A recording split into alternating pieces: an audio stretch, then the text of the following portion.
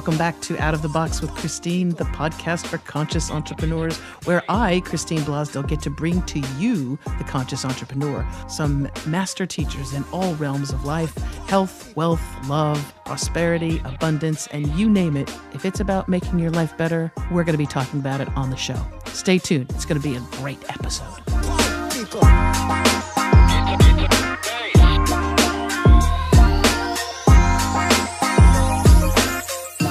Hello, everyone. Welcome back to Out of the Box with Christine, the podcast for conscious entrepreneurs.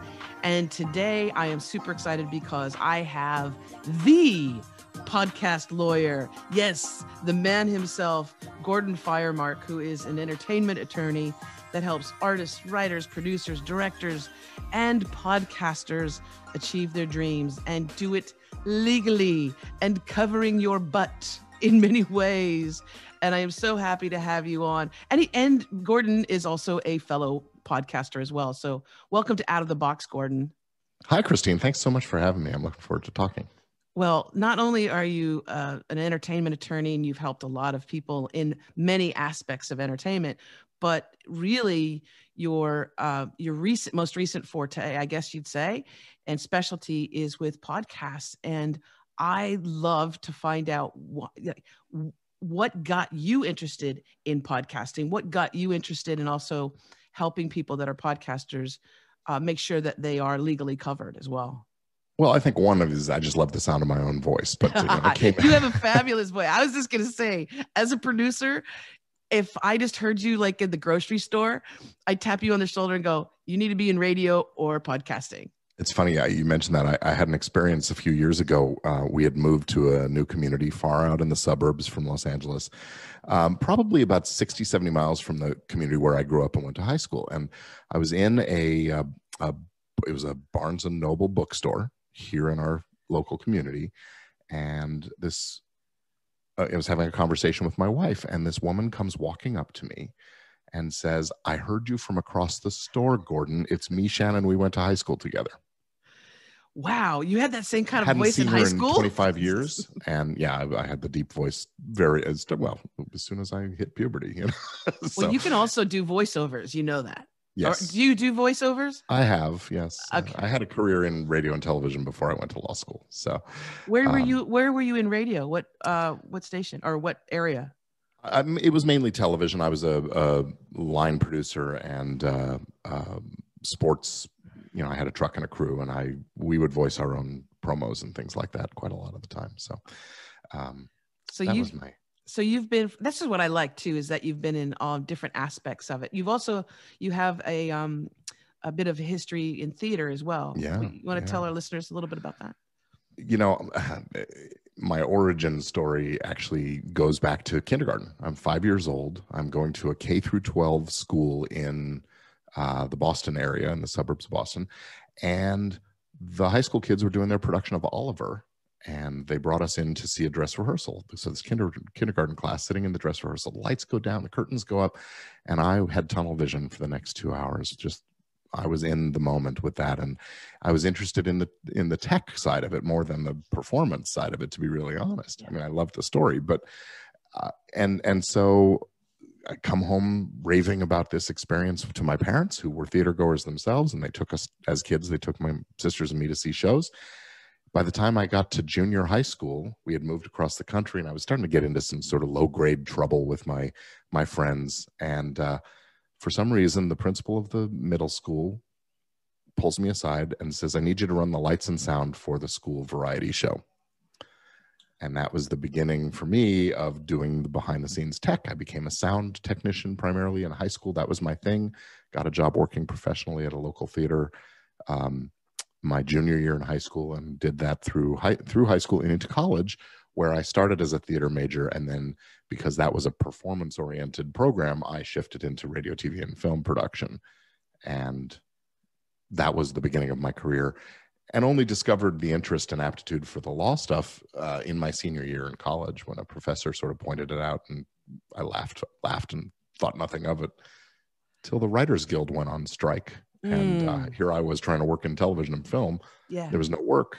That's when I said, okay, maybe I will try that law school thing. And here we are. And here we are.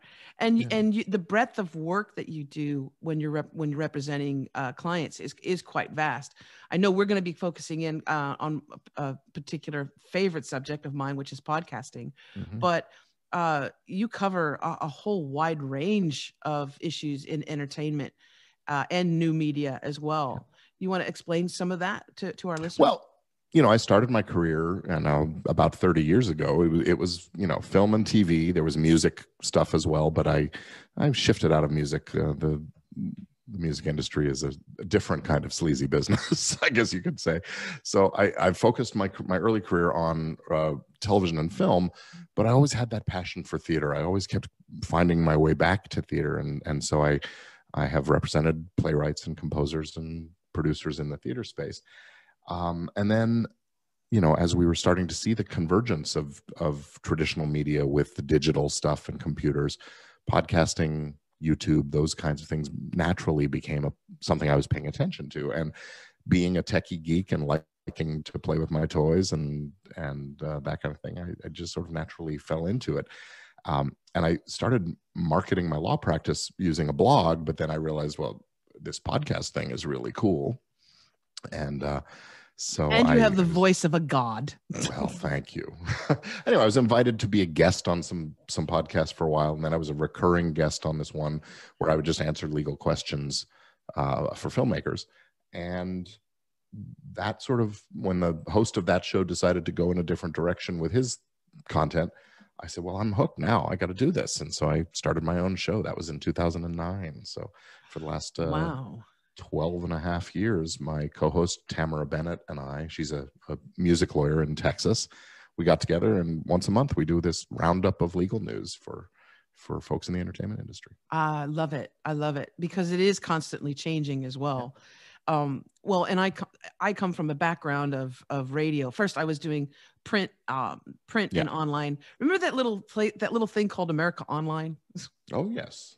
Yes. You've got mail. You've got mail. And then whenever you had to go on to AOL, you'd hear that, that ding, ding, ding. I was lucky enough to be, I fell into it. I really did. An entertainment writer for AOL. I was in California working on New York time, so it'd be kind of crazy for me in the mornings. But I did a column called The Daily Fix. And I did it through a cartoon character because it wasn't Christine doing these movie reviews and interviews with celebrities. It was this cartoon character. And so the cartoon character was doing all of these interviews, and very saucy, kind of a head of hopper, martini, toting, and, a rebel, so to speak. She would get invited to these things in Hollywood and she would just dish the dirt.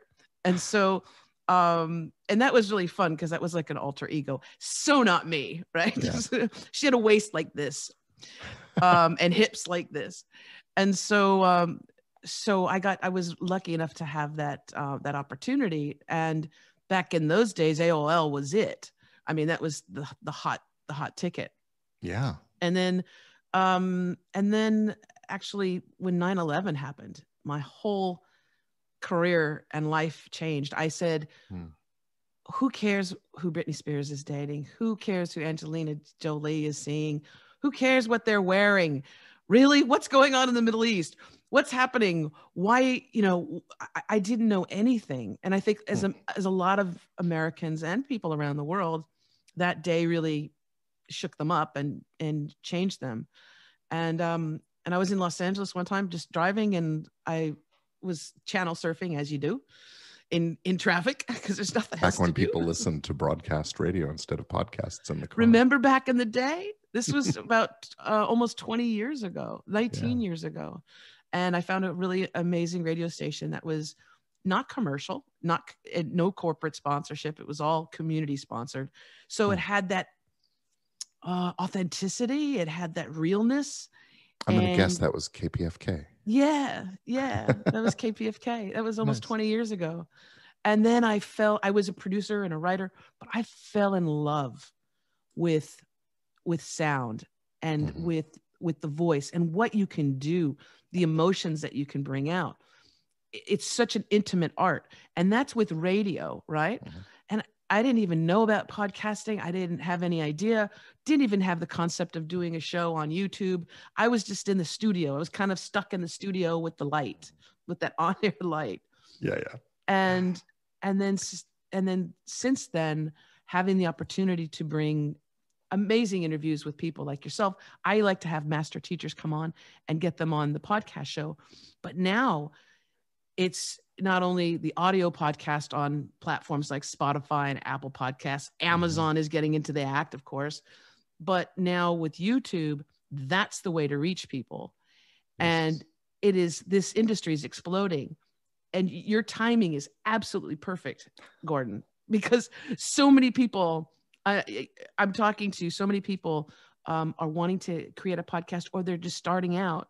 And the reason why I wanted to have you on, long story short, I'm going on and on, really wanted to have you on so that you can at least let people know that there's some things that they want to make sure, some boxes they need to tick when considering having a podcast show and having guests on and all of that. So let's dive into that, shall we? Let's dive into podcast land. First of all, there is such a huge need for you, because I just saw a report the other day that there's like over 2 million podcasts right now. Last I saw, it was approaching the $2 million number. Sunday Times, the New York Times Sunday edition, it came out that 2 million.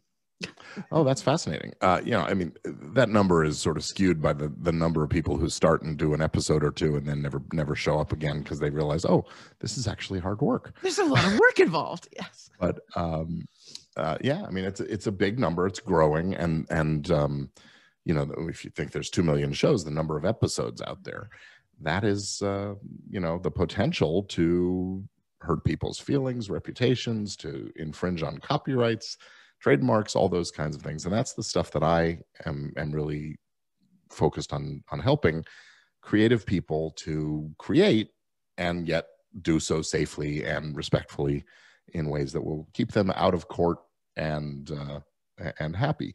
The technology has happened such that it's never been a more level playing field. I mean, you and I, we're both sitting, and I presume you're in your home, or similar, and I'm sitting in my home office where I've got a computer and a microphone, and I know how to connect it all up. But basically, it's pretty easy to make media. I can do a YouTube video, I can do a podcast recording, I can publish an ebook if I want to, all those kinds of. So it's very easy to make content, but with that simplicity, that ease, so many people are doing it who have no background. You and I have backgrounds in media production, so we've learned the ropes and the rules and how to make sure we're getting it right as journalists or whatever. But there's so many people who don't have any of that information, and so I've sort of been making it my purpose, my mission, my crusade to help people understand so that they don't hurt each other and wind up in hot water. So I've got an ebook. And you're right, with this great freedom and great creativity, ability to be super creative, comes a responsibility as well. And so I hear Spider-Man in there somewhere. Yes. Well, I'm a little Darth Vader as well. Oh, there you go. but with great power comes great responsibility. Absolutely. Of course. And that also means, I mean, even as a radio host, when I'd be so aware of what I was saying, not to the point where I sounded scripted, because I never was scripted, but also aware of what my guest was saying, because what my guest says, I'm also responsible for. You're the publisher. If you don't catch it and call them out on something that might be false, that hurts somebody's reputation, you're as almost as responsible as they are for and to give you an idea of how I think I should have more gray hairs than I have. I actually produced Roseanne Barr for about 6 months, a radio show. Wow. And if you think that I wasn't nervous every single time the mic opened up, I love her because she's actually extremely, extremely intelligent and creative. But with Roseanne, you never know. There's no filter. There's no filter. And so I would just be sweating, just like Yeah. oh, please don't say anything that's going to get us in trouble. But that's what makes her so engaging, but it's also what makes it risky. And so, yeah, you as the producer of the show had a obligation to well, exercise a level of care. With FCC regulations in the States as well, our poor engineer was on the button, just the dump button, just in case something came out. Yeah. Same thing with Ed Asner. I did an interview with him. The very first thing out of his mouth was a profanity on air, and I just said, because I said, Ed, how are you doing it? He's getting up there in age, and he's like, I'm fine. Why did you do that? He goes, what? But let's go into some of those things that begin, especially beginning podcasters, people who are just starting out may not be aware of. I know one of the most amazing things that you actually provide as a service for people is your guest release form. Yeah. And I am grateful for that because I use it as well. And it's a fantastic form, but this is really important. If people are going to have guests on their show, tell the listeners and the viewers why it's important to have that guest release form. Well, thank you. This is actually sort of the front end of my crusade. This is the tip of the spear to get things legal. Every single guest who comes on anybody's podcast or show should sign a release form. Now, in broadcast radio, that really isn't a thing. People don't generally do that. And this is one of the major differences between terrestrial radio, good old-fashioned, over the air, and podcasts, is that when it's an over-the-air radio show, it's happening in real time and then it's sort of gone. I mean, the word is ephemeral. Now, there are air check tapes and there are recordings of what's gone on and so on, mainly so that the station has evidence if they're ever accused of something, those kinds of things. But podcasts are evergreen. We make an episode today, 5 years from now, assuming everything is going smoothly, those episodes will still be available for someone to download and listen to. And so the harm that I could do can persist for a good long time. The other thing is that a guest could decide, hey, I changed my mind. I don't want that episode up there anymore. Or whatever. Or they could claim that they're a co-owner of the episode. So there's a whole raft of possible problems that, let's be honest, they don't happen very often, but I've seen them happen where somebody says, hey, take that episode down. And if you're trying to do journalism, if there's a linearity to what you're doing, pulling that episode out of your feed might compromise your integrity as a journalist. I've seen that happen enough times to know it's the truth. So having a signed document that says I consent to you recording me and I consent to you publishing the recording. I don't have any right to approve or give you editorial notes, or maybe you do. You can put that in your agreement too. And you'll own what we create together as the sole owner of the copyright. Go forth with my blessing, and it's irrevocable. You've just taken care of 90% of the problems that a guest could ever create for a podcaster. Yeah. And it's a simple thing of having them sign this one-page thing or click yes on a form online. Well, and I've seen a lot of release forms, and sometimes they it's like the side of a pharmaceutical drug insert. Yeah. It's so long, and it's like, and most people, they get overwhelmed by it. And actually, you've made it so that it's short and sweet and covers a podcaster tremendously in many, many ways. And it's a little walking a tightrope because people don't want to sign a big, heavy legal document, but the document has to do its job as well. Exactly, so it has to cover something that people will actually.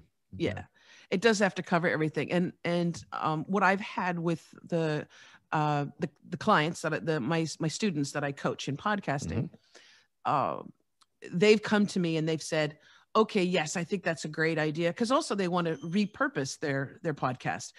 They want to repurpose it for a blog or a chapter in a book or part of a course or something like that. But what they have come to me and said is, my guest doesn't want to sign this. Okay. And how do I make it more appealing for them to sign? And my I mean, always my retort is, number one, you're promoting that, you're promoting them and their product, their service, their book. If they're a coach, if they're a superstar, you're promoting them. So reiterate that.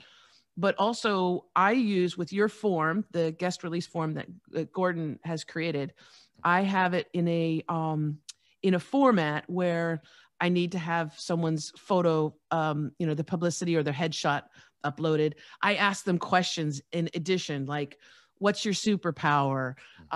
What points or what things would you really like in this interview for me to promote? What websites would you like? So in other words, it's not just, hey, sign this legal document, sign away all your rights. And you're showing them what the benefit for them is, along with asking them to agree to these terms.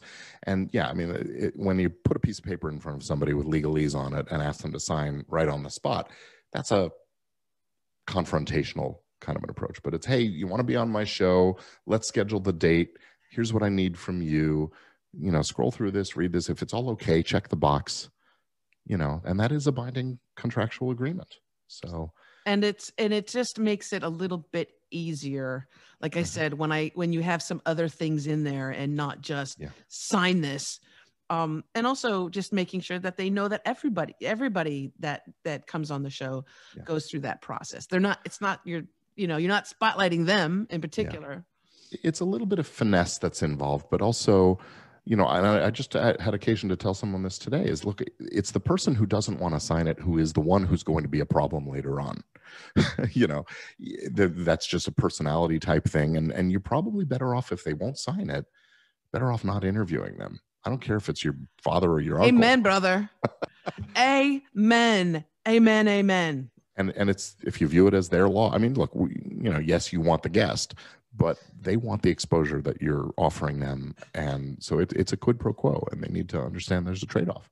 So it's a sign that you're being professional in your attitude about things.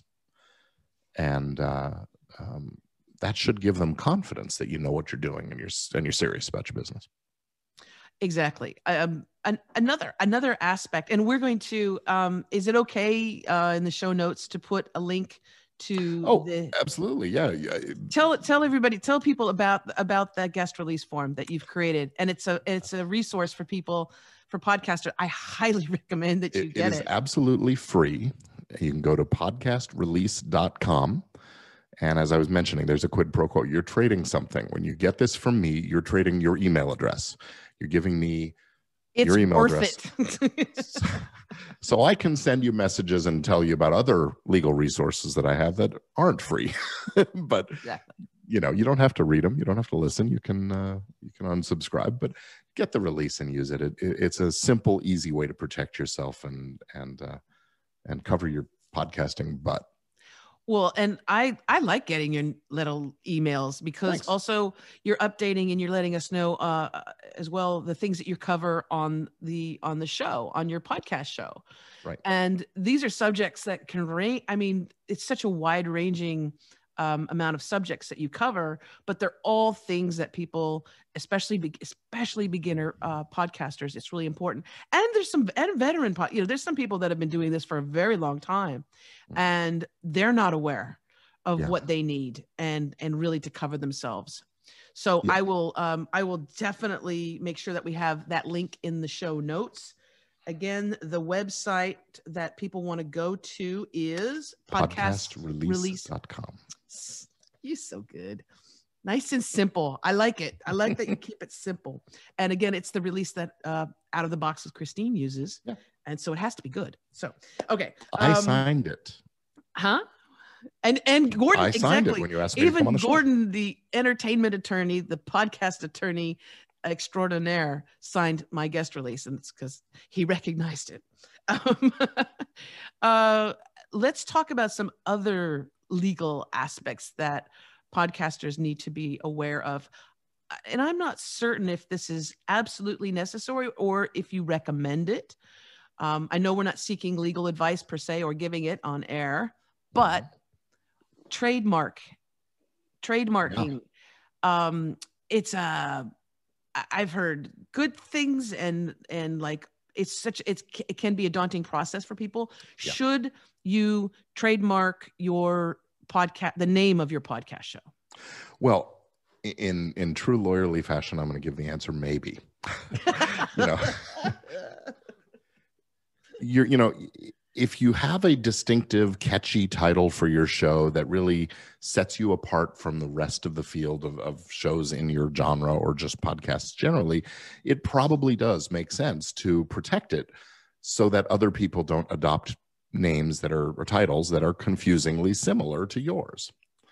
Now that the caveat is it has to be a distinctive name. If you've got a show title that's a very descriptive term, it may not be entitled to trademark protection. We don't want to take words out of the lexicon.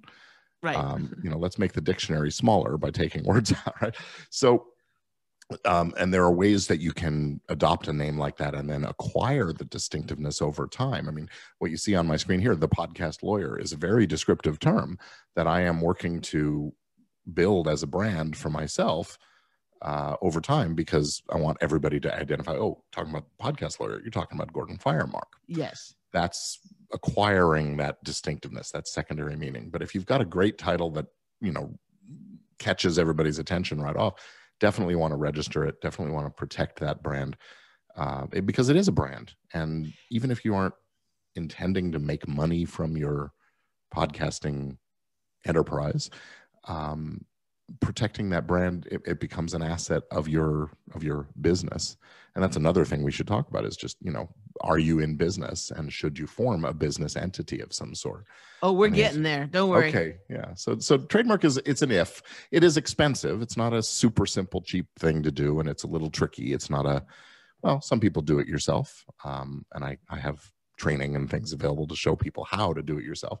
But it often means hiring a lawyer. So it's not for the faint of heart. Yes, because it's extensive. The work that's involved in trademarking and trademark or patenting anything, but especially So possibly for the beginner or the hobbyist, right? Because there's a lot of hobbyist podcasters. It may not be something that they need to do. Now, if you are building a large brand and the name of the podcast is part of that brand, part of if you have a community, hundreds of thousands of people in your Facebook group, and the brand, if it's something that can expand to merchandise and different media, then definitely it's worth, I would say, because you don't want 3 years down the road to see someone else that's taken that name and they're getting all of the people that you should be getting, all of the attention. Yeah. The litmus test really is if somebody else came along and adopted the same name or something that's very close, maybe it's spelled differently, but sounds the same or whatever. Or if somebody came along and did that, would it hurt? If the answer is yes, then get a trademark, protect it so that you don't have to feel that pain. Well, when the name of this show is it's out of the box. I put with Christine because do you know how many out of the box podcast shows there are? Yeah. Out of the box, out of the box, out of the box, out of the box. There's hundreds of them. So that's an example of one that probably isn't worth trying to protect, because there's all those others out there. You're never going to be able to knock them all off the pedestals, and some of them may have been in business, out there longer than you. And yes. So that's when we're building the brand around your name counts for a lot too. Now let's talk about let's talk about the elephant in the room. A lot of people, right? A lot of people are jumping into podcasting thinking that they're going to make a lot of money. I don't want to dissuade anyone from getting into podcasting, okay, at all. But because they see the popularity and the success of podcasting, they're thinking that also they're going to be able to make a lot of money. Now, I know there are ways to use your podcast as a business tool, right? But let's talk about the business angle of podcasting, if you don't mind.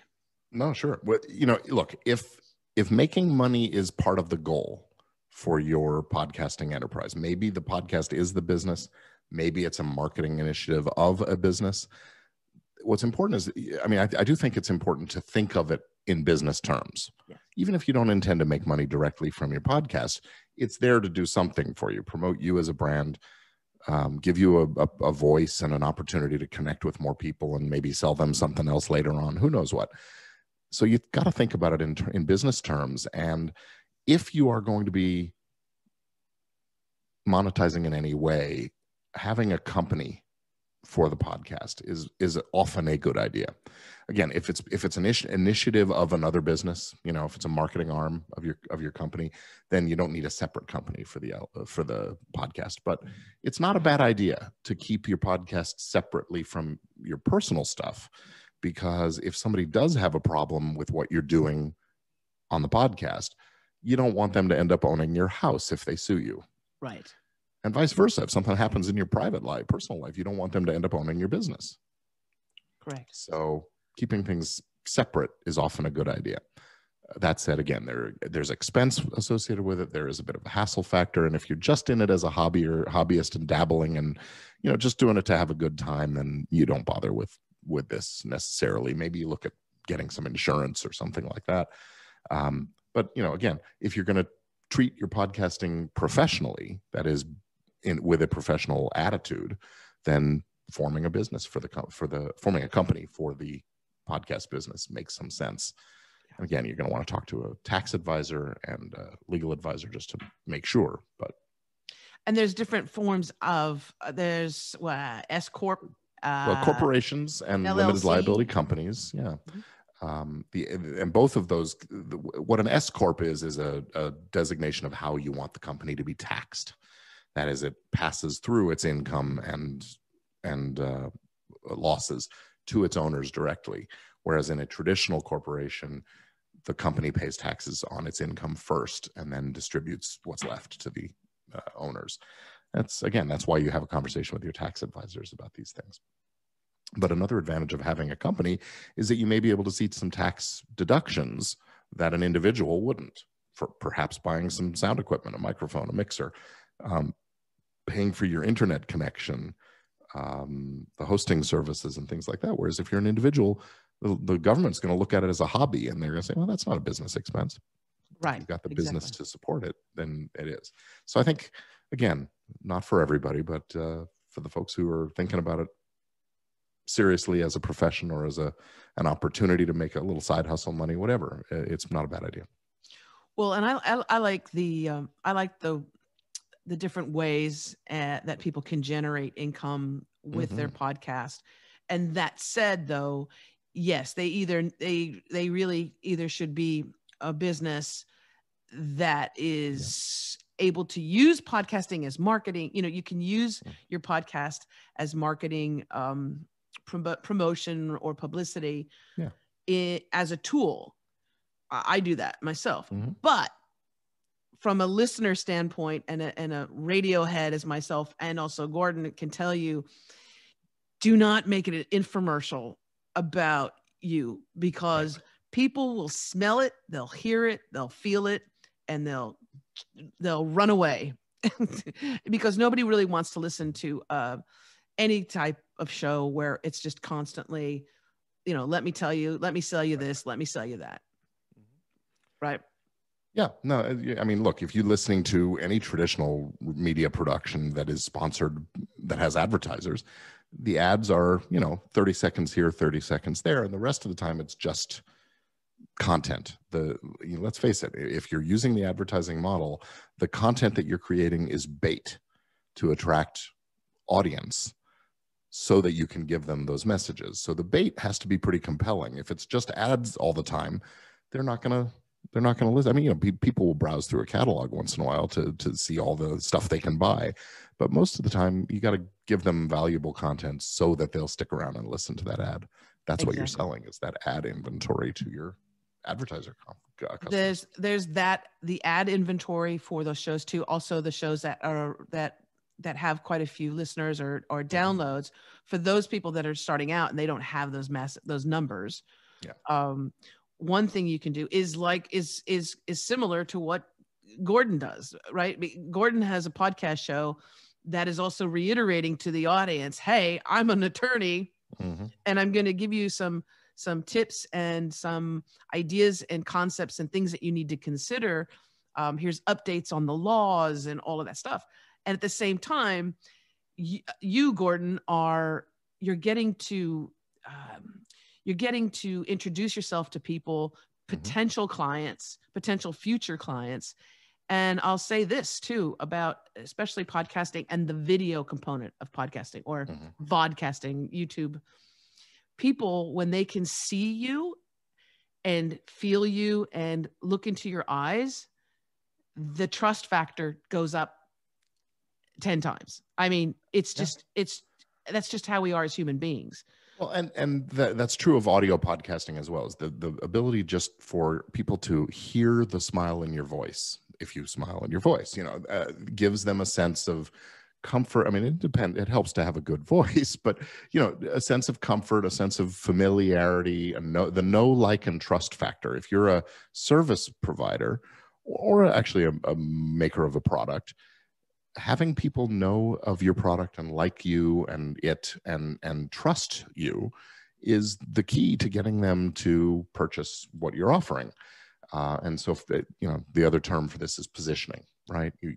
In marketing terms, you want to build these components of things to get your audience, your customer base interested, aware, and ultimately wanting to buy your products. So, I mean, I think I have a face made for radio, so audio is my chosen medium. But video. No, but I love the video component of it, because for so long there's been people that I've listened to in radio and in podcasting, and of course, yes, it leaves a lot to the imagination because you're imagining, okay, whatever. But I love to see the expression, and and that's a new window that's opened up with YouTube as well. Do you want to talk about anything legal wise with YouTube? Because that's a whole.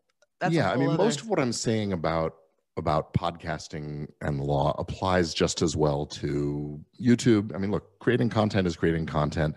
It's digital video is evergreen, like podcast content is. I think the main difference between video and audio is the way it's consumed. You can listen to an audio podcast in the car or while you're out doing, at the gym or whatever else. With video, it's a little bit of a lean forward experience. You're sitting at a desk or holding an iPad or something, and you're watching that video. It requires a different level of attention, which can be great if you're trying to convey some information or attract audience to see ads. But it's also, just you're commanding a different kind of attention in different ways. And I think it's a little harder to get people to sit through long form video than to it is hour-long commute on that podcast, right? So, but yeah, the general principles are the same. The one thing that we haven't talked about from a legal standpoint is respecting other people's stuff, content. Yes, copyright is, after all, it's at the root of everything we do as content creators. So, do you mind if we go there now? Let's go there. All right. So, let me give a very quick primer on how copyright law works, and it doesn't matter what country you're in. Most of the countries in the world have signed on to the International Copyright Law Treaty, which, covers the general protection of things. When an author, a person, creates something original and writes it down, records it, films it, paints it on canvas, carves it into a piece of stone, whatever, they're creating a work of authorship, and they, as the author, are the owner of the copyright in that. And that copyright basically says only that author has the right to make copies and make derivative things based on the original, to distribute those copies and derivatives, or to perform or display the work in public. So when you are making a podcast and you use something created by someone other than you are using copyrighted material or protected material under the copyright law. The most common area where this comes up, of course, is music. Right? You want to use that song as the intro to your show, or in the background while you're talking about a particular subject, or maybe you want to actually talk about that song as a critique or something like that. Well, guess what? Can't do that without the permission of the person who owns that copyright in the song. It gets trickier with music because not only do you have the songwriter who wrote the song. You have the record You label. have the artist that recorded it, and they were working for a record label, so the record company owns the recording copyright, and usually the songwriter or the music publishing company owns the composition copyright. So it's two different copyrights, and you gotta get two different licenses. So it gets very tricky very fast. So that's why you don't hear a lot of pop music in podcasts, because it's tricky, and you have to pay for the permission. So those licenses are hard to come by. But it comes up in other contexts, even just a sound effect. Somebody creates a good sound effect, they may own a copy. They probably own a copyright in that. For YouTube on video, we see a lot of videos where they're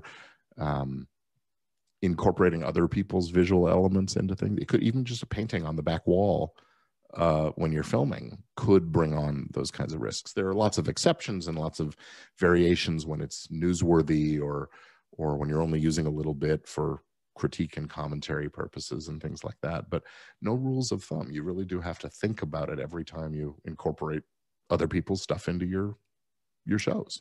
That's really, really important. That's so important that you talk about that, because again, I think it's kind of a little bit like the wild, wild west right now with podcasters. So in this flurry and excitement to have a podcast show and to start recording and publishing, people are not really thinking about all those different elements. And it's true. If I know for myself, if I have a guest on and I want to play a piece of material from them, either music or a video or something like that, a clip from a film, I always ask, and I get it in writing. I make sure, even if it's an email, is it okay to use this? And they're all, most of the time, they're like, oh my gosh, yes, you're promoting me. Yeah. The trick is, but you do have to at least make sure that you reach out to them. And I probably should get some type of form for that. Well, the trick is getting it from the right person, because often if you have a recording artist come on your show and they say, yeah, sure, go ahead. Let's say you go ahead and use that song that I recorded. Well, they're not the record company, and they may not have been the songwriter who created the song, much less the publisher to whom the songwriter granted the copyright. So, it's great. I mean, and usually when they're promoting their tour or their album or something like that, it's good for everybody, and you don't hear a lot of complaining about it. But it can happen, and especially with YouTube, with video, the algorithm will get you taken down even though you do have their permission. Correct. And then how do you tell YouTube I've got permission? Exactly. No, it's true. Got these strikes happening, and even if you do turn around and say, well, I actually had the artist on and he gave me permission, it accumulates, and music in particular is very challenging to use. And people don't, and some people, they confuse radio with podcasting. They're like, well, radio stations get to play. Well, radio stations pay a service, and they have to keep track of the music that's played. Right. So a lot of people don't know how things go on. It's also not archived. You're not. Yeah, right. If you're a DJ, if you're someone that's at a station, you have to take meticulous notes about what's being played, when it's being played, and you're not allowed to have that on some type of website or server where people can download. Yeah, because that's right. So in podcast, look, different medium, different rules. Bottom line. In broadcast radio, you've got an ephemeral signal going out over the waves. It's a performance of the work one time, and then you move on. And if you've paid for the licenses that they get from what we call the performing rights organizations in the U.S., that's ASCAP and BMI and ZSAC and GMR. In other countries, different names and initials, but it's the same principle. These are companies that collect those royalties for those public performances. But when you're using music in a podcast, it's not ephemeral. So that stream happens once, and then that's a performance. But you've got the composition and the recording. Under American copyright law, there isn't a public performance right for sound recordings in broadcast, but in digital there is. So digital stream is another royalty-bearing transmission. But then it's also a downloadable Correct. file, and that's a copy. So you've invoked 2 or 3 of the rights that the author owns for each of the 2 kinds of works. So I say it's 4-stop shopping, whereas in broadcast radio, it's 1-stop. Pay ASCAP and you're good to go. And yeah, you have to keep those logs and things. It's a different medium. But also, too, then you're when you're talking about a podcast, and if it's on YouTube, if you have a video companion to the podcast, it's on YouTube. Mm-hmm. You're talking about not just like, let's say, with a radio station broadcasting, let's say out of California in America, your show is being heard and downloaded in, Yugoslavia, Ireland, all over the world. And so the potential for that it can be quite devastating. Right. So when it comes to music, just don't do it unless you're sitting there yourself on a keyboard or you're really talented. I had a call earlier today where a fellow who had 30 years in radio as a broadcaster and has decided that he wants to create once every 2 weeks, he's going to do a 2-hour show where he features music from a particular genre, from a particular era that you don't hear much anymore, sort of, resurfacing some music. And he was asking me, well, who do I get to handle the licensing? And I said, you hire somebody full-time at a decent salary and maybe you get those licenses, but they're going to be on the phone calling all these publishers and labels all the time. There just isn't a blanket way to do it. And so I'm afraid I sort of talked him out of his great idea. Well, and then people say, well, there's a workaround, right? So is there something, and I already know the answer to this, but I'm asking it anyway. Is there something where if a piece of music is so many years old, it's available or it's okay to use? In other words, if it's something that's 40 or 50 years old? The number is 95 years.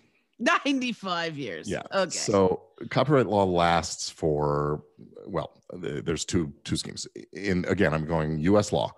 Copyright protection prior to 1978 was under the law from 1909. Now that's before radio and before, records were around. But anyway, so the 1909 Copyright Act gave 28 years of copyright protection, renewable for another 28 years, and then when Congress started working on the new Copyright Act, they added an extension for another 19 years, take it out to a total of 75 years. Then right before the turn of the 2000 century, they added another 20 years to take it out to a total of 95 years of protection. Works that were created after that new law went into effect, January of 1978, last for the life of the author plus 70 years. So it's a good long time. Unless you die the day after you create the work, it's a good long time. So things that are in the public domain today are those things created prior to 1926, 95 years ago. So that's the answer to that question. Just because it's old doesn't mean it's necessarily old enough. You know what I'm saying? But there are other aspects to this. Sound recordings weren't covered under federal statutory copyright law until 1972. So pre-1972 sound recordings may or may not be in the public domain. There are a bunch of lawsuits that have been brewing now for the last few years, dealing with pop acts from the 50s and 60s claiming, well, there's a state level protection. So it gets messy really fast and just, yeah.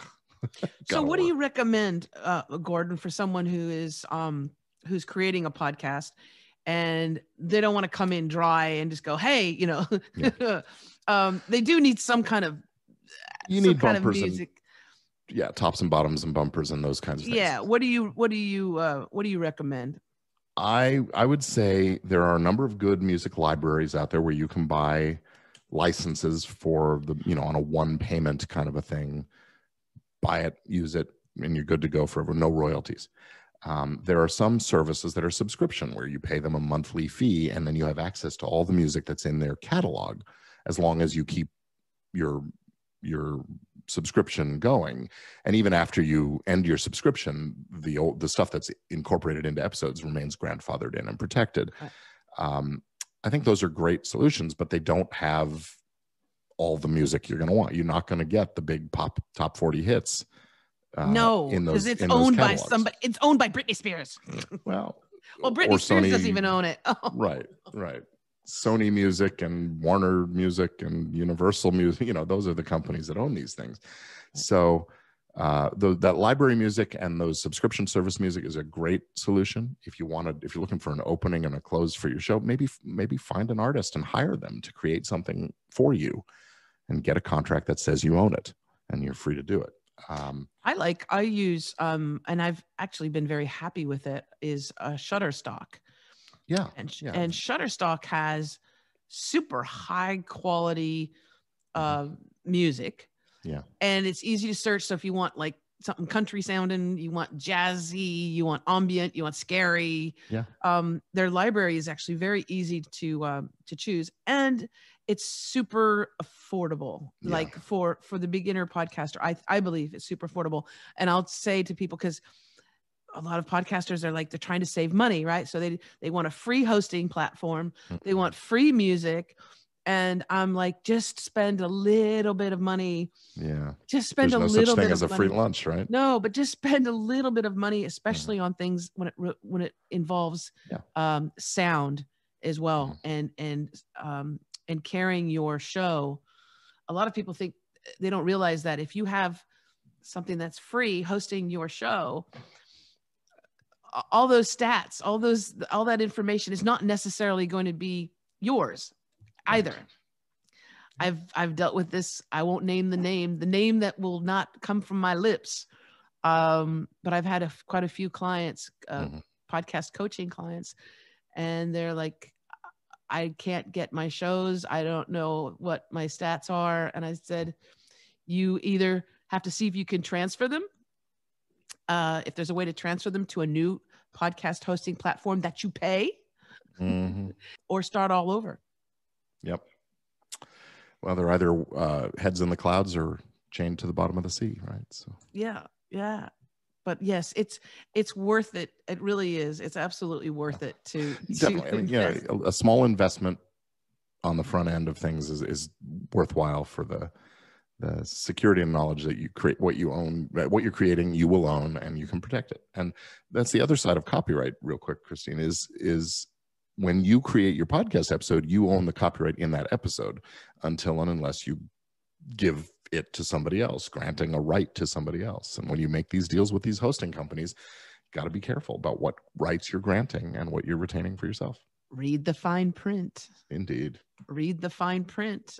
It's really, really important. Like I said, when somebody comes to me and says, but it's free, I said, no, it's not. They're getting money out of you somehow. Indeed. Yeah, absolutely. Gordon, we have a couple minutes left, and I just wanted to know if there was anything else that you wanted to cover and make sure that you got out to our listeners and our viewers.